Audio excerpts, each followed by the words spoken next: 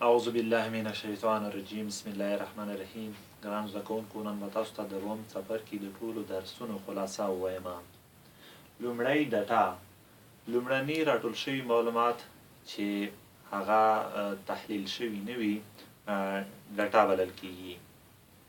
دوهم د معلوماتو راټولولو طریقې. کله چې موږ معلومات راټولوو نو کولی شو له دریو طریقو کار واخلو: د پوښتنو کولو طریقه، د مشاهدو یا د کتنې طریقه، او د تجربې پر اساس د معلوماتو د راټولولو طریقه. ټولنه یا احصایوي ټولنه چې په انګلیسي کې پاپولیشن ورته وایي. په احصایه کې ټولنه هغو خلکو یا شیانو ته ویل کیږي چې د هغې څخه د موضوع اړوند معلومات ترې لاسته راځي. نمونه یا سیمپل، دا د ټولنې یو غړي ته ویل کیږي چې د هغې ټولنې ټول خصوصیات په ځان کې ولري. د ټولنې اندازه د نمونې اندازه.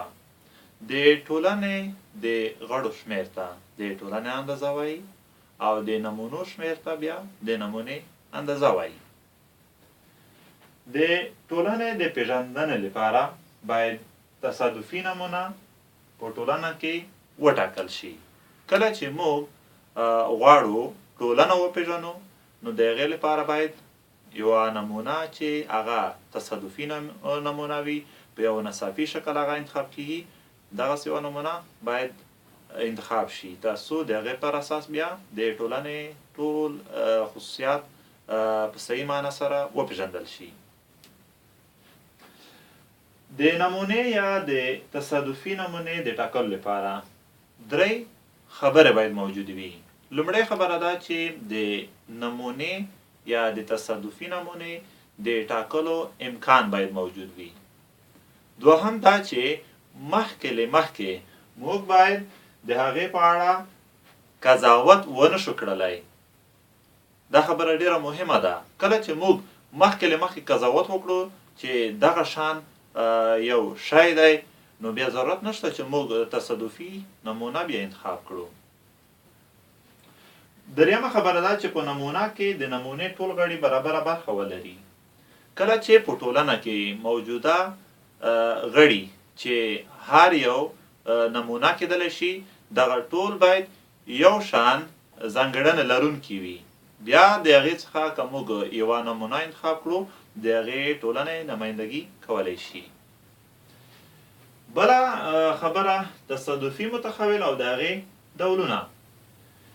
که د څېړنې لاندې یوې موضوع راټول شوي معلومات د ټولنې د یو شخص څخه بل شخص ته د وړاندوینې وړ نه وي، دغسې د څېړنې لاندې موضوع ته بیا تصادفي متحول وایي. تصادفي متحول په دوه ډوله دی: مقداري تصادفي متحول او بل توصیفي تصادفي متحول. مقداري تصادفي متحول هغه متحول دی چې هغه په عدد سره وښودل شي. دغه متحول بیا په دوه ډوله دی: یو منفصل او بل متصل. منفصل مقداري تصادفي متحول هغه دی چې د دوه واحدونو ترمنځ بل واحد موجود نشي. متصل مقداري تصادفي متحول هغه دی چې د دوه واحدونو ترمنځ بل هم واقع شي.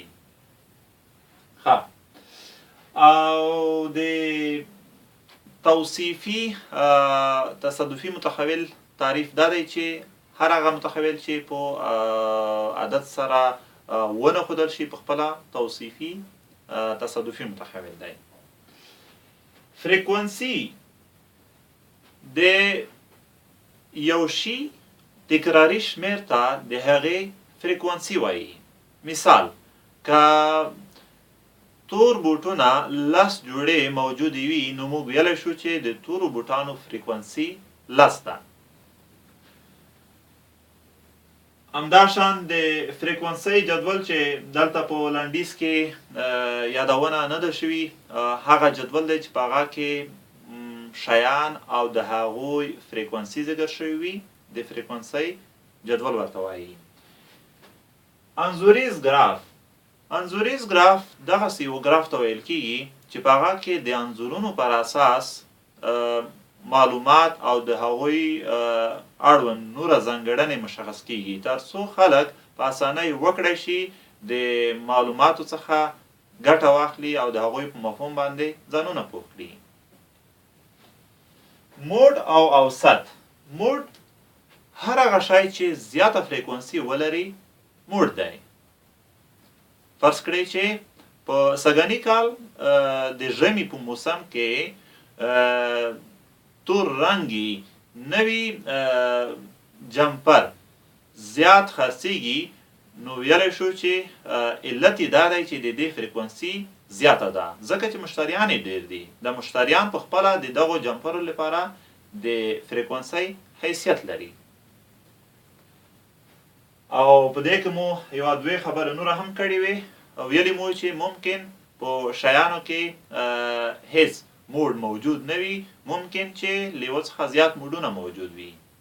کله چې د شیانو فریکونسي یو واحد وي نو هغه کې هیڅ موډ شتون نه لري او که چیرې په شیانو کې یا په راټول شوو معلوماتو کې دغسې معلومات موجود وي چې په هغه کې ډیر شیان ډیره فریکونسي ولري نو ویلی شو چې په دې کې بیا ډیر موډونه شتون لري.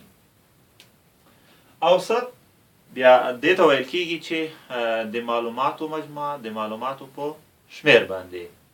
مثال که د یو زده کوونکي په دوو مضمونو کې لس نمرې اخیستې وي نو د دې اوسط معلومولو لپاره دغسې کولی شو ولیکو ایکس په سر خط اوسط ته ویل کېږي چې دواړه نمرې سره جمع کړو او په دو باندې وویشو. 10 جمع 10 پر 2 10 جمع 10 څو کېږي 60 60 پر 2 څو کېږي 10. نو ویلی شو چې د دې زده کوونکي د نمرو اوسط 10 دی. ګرانو زده کوونکو درس دې په همدغه ځای بس وي. بیا چې له یوه نوي فصل د احتمالاتو موضوع سره زه ریږم. د الله په امان.